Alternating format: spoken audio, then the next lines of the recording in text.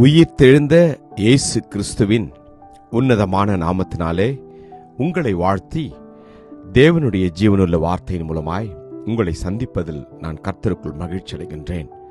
லூக்கா 23:34. அப்பொழுது இயேசு, பிதாவே, இவர்களுக்கு மன்னியும், தாங்கள் செய்கிறது இன்னதென்று அறியாதிருக்கிறார்களே என்றார். அவருடைய வஸ்திரங்களை அவர்கள் பங்கிட்டு சீட்டு போட்டார்கள். ஆமென். The first saying of Jesus on the cross, Father, forgive them, for they do not know what they do. ஆமென். கர்த்தருடைய நாமம் மகிமைப்படுவதாக.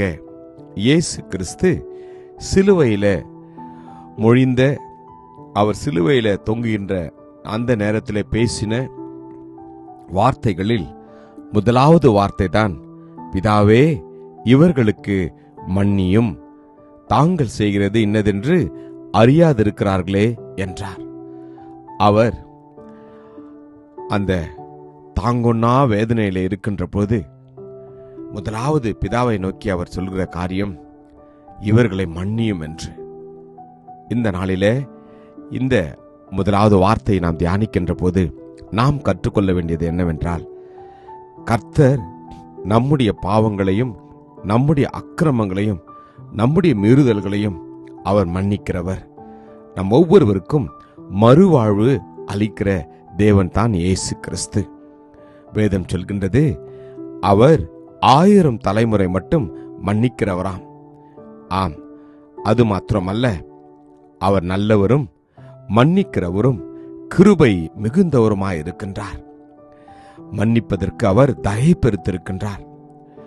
ஆம், அவர் எப்படி நம்மை மன்னித்து ஏற்றுக்கொண்டாரோ அதே போல நீங்களும் நான் அந்த உலகத்தில் வாழ்கிற ஒரே ஒரு வாழ்க்கையில ஒருவருடைய குற்றங்களை ஒருவர் மன்னித்து, ஒருவரை ஒருவர் நேசித்து, இயேசுனுடைய பிரமாணத்தை நாம் நிறைவேற்றுகிற பிள்ளைகளை அந்த உலகத்துல வாழ வேண்டும்.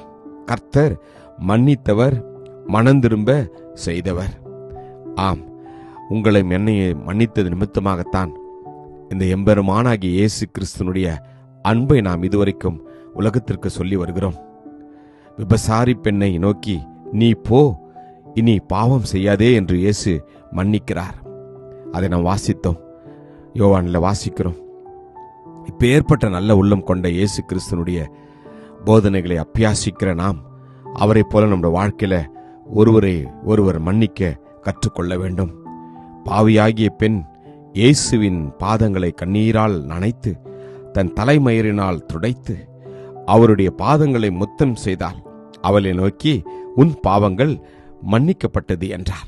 இந்த நாளிலே நம்முடைய பாவங்கள் எப்பேற்பட்டதாக இருந்தாலும் இயேசுவண்டை நாம் வந்து நம்முடைய இருதயத்தை அவருக்கு கொடுக்கின்ற போது அவர் நிச்சயமாய் நம்முடைய பாவங்களை அவர் மன்னிப்பார். ஆம், மற்றவர்களுடைய பாவங்களையும் அக்கிரமங்களையும் நாம் நமக்கு மன்னித்த இயேசுவை போல நாமும் மன்னிக்க நமக்கு அவர் கற்றுக் கொடுக்கிறார். இயேசு பேதுருவிடம் 70 முறை மன்னிக்க சொல்கிறார். கடனை மன்னியுங்கள், அநேக காரியங்களை மன்னிக்கும்படியாக கர்த்தர் சொல்கிறார்.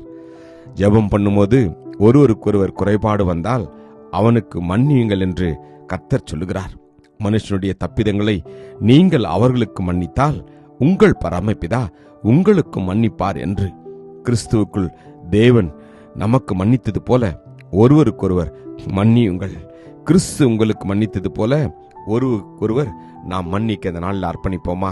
கிருபையும் இரக்கம் நிறைந்த நல்ல தகப்பனே, ஆண்டவரே, நீ சிலுவையில பேசின முதலாவது வார்த்தை மன்னியுங்கள் என்று சொன்னீங்களப்பா.